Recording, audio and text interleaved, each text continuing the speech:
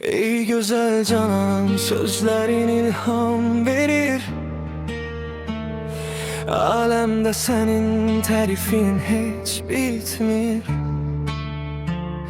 Gel mənə yaxın ol, ver bir incə busə. Sənin təbəssümün aşiq üçün ən böyük hədiyyədir. Soruşdum könül hardadır, cavab verdin.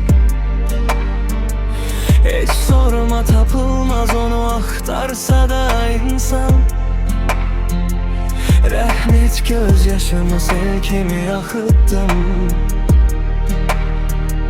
Kim qanımla el yuma ey həyatın sirri. Əgər insafın varsa açıq dey nizami.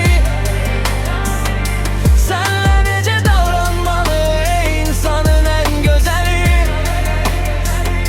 Gəl söylə cavabın nə olar sorğu zamanı. Əhvalımı soruşarsa qızıl aslan. Əgər insafın varsa açıq dey nizami. Sənlə necə davranmalı ey insanın ən gözəli.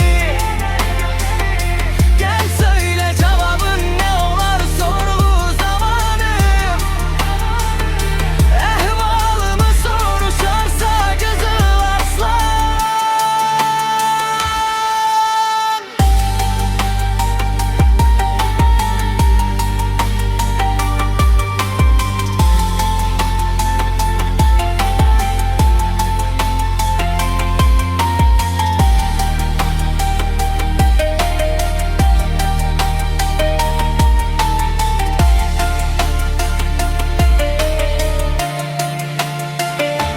Ey güzel canan, sözlerin ilham verir.